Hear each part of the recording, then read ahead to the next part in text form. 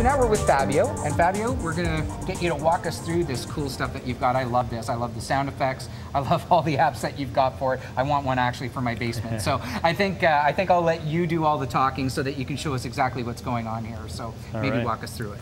Very good. Well, this is the Game-Time Scoreboard. And basically what it is a portable scoreboard, MP3 player, and Boombox all in one. Wow. So basically think about it as an arena in a box. So you're playing pickup hockey, and you score a goal. You hear the home horn. Yeah. You keep track of the time. And it comes built in with all kinds of cool hockey sound effects. So it really does give the feeling that you're in an arena. Right. Now this particular version is the NHL version. That's why you're hearing all kinds of hockey sound effects, typical organ music, but we also have other versions. We have US college versions that include fight songs and all kinds of the chants that you hear at the stadium.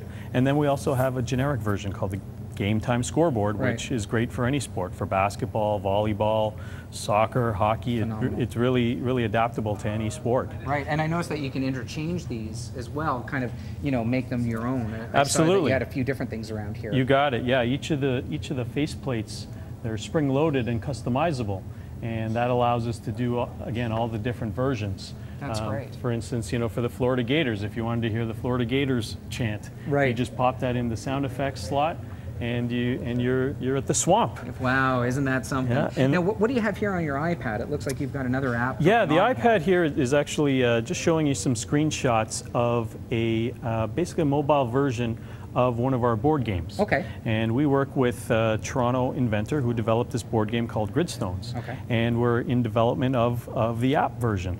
And we're using it as a tool to basically cross-promote both versions, the hard version with the cards and the board, and then the version that people can play at home. And it's a wonderful game. We just got back from a trade show in Indianapolis, the biggest board gaming trade show in the world, and we demoed it for them. People love the hard version, people love the iPad version, and again, just another tool to kind of build our product line and get people playing our products and trying them out. That's great. Well, thank you very much for that. We really appreciate it. I really liked your demo that we watched before. So thank you very much. Time flew on me. Yeah, I know, it goes fast. Yeah, thank you. Thank you.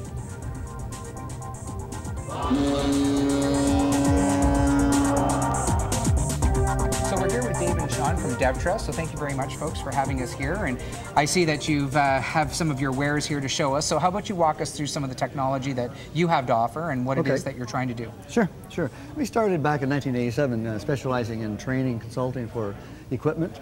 I used to be a previous millwright, so I used to have to repair all this equipment. Right. And over the years, we saw a real problem in going in and out of the customers' facilities where the lack of inspections. They weren't doing it properly or adequately. They had no system in place. I see, okay. And so in 2000, I just want to show you this here. Sure.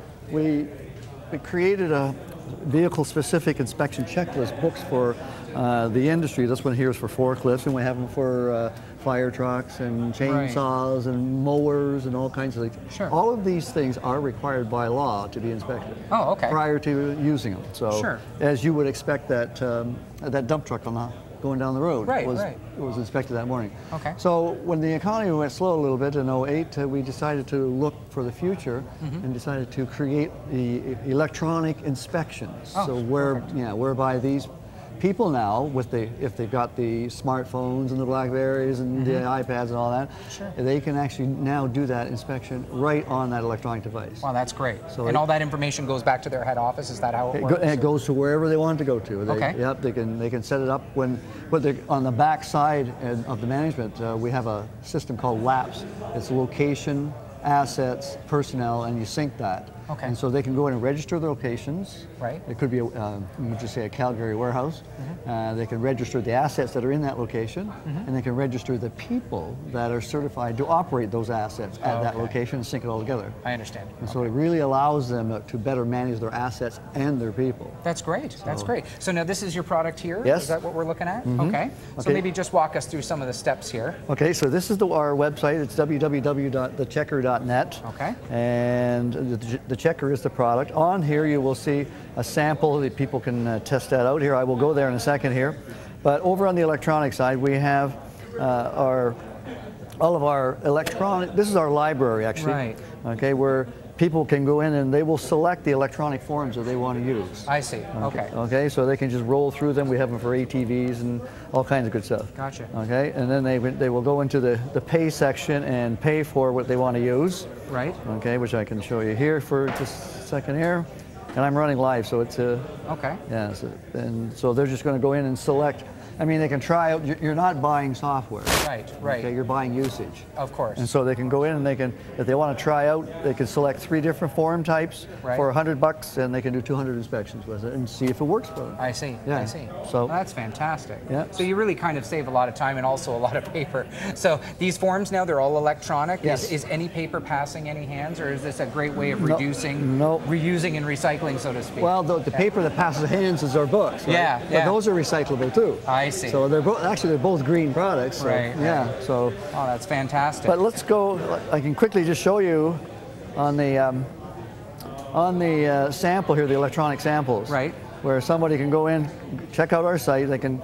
This represents like an on-road inspection and an off-road inspection. There is a little bit of difference between the two. I got you. On-road has different requirements. Okay.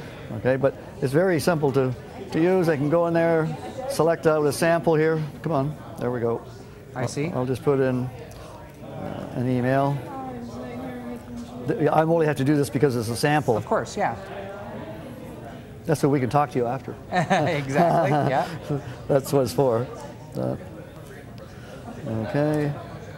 Okay, and beyond that here, now this is what they would do. They would go in, they would select the type of inspection that they want to do. Right. I'm going to do we'll just say a pre-use inspection. This is on a skid steer. Sure. And this would, information would auto-populate. I see. On every time. The administrator would set that up, and after that, every time after that, it would auto-populate. So that you, if you were the operator, wouldn't have to do it again. Right, All right. And then on the next screen here, oh, I didn't fill something in here. It's telling me I didn't fill something in. Probably just a bunch of fields, yeah. What didn't I fill in? Oh, it's there. There's the problem. Spelling. I do that quite often.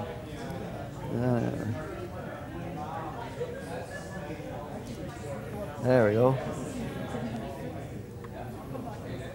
Okay, so it should move over to the next screen. There we go. Now this is the main screen. This is where all the action is. Right. If everything was good on your skid steer, they could select all satisfactory at the top and they're done. Mm-hmm. Okay. If you came along and said, well, I found a problem here, so you identify the problem. Here's a subcategory for that particular one. What it is, it's the locking pin, we'll just say, and we'll just say it needs an adjustment. Mm-hmm. Okay, so you add that condition and you save, and what it does down here is it builds a report summary for you. Right, right. Okay, so you've got that information, the detail that you need. Right, right. Okay, where that's a lot easier, I'm sure. A lot easier.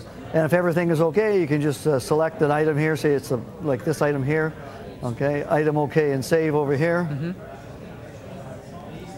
All right, and then in the report summary, it puts a check mark beside it that you actually went there and it's good. That's great. Okay, that's great. Yeah. So then they would just finish the inspection, hit submit, and it's done. And it's done. And that will go to wherever the administrator wants it to go. It might go to the maintenance manager, the person's direct supervisor, and maybe the safety manager. Wow, that's great. Well, thanks, Dave. That's really awesome. Thanks, Sean, for showing us that. We really appreciate it. Thanks for stopping by. Hopefully you do well here. That's great. Thank you. Thank you.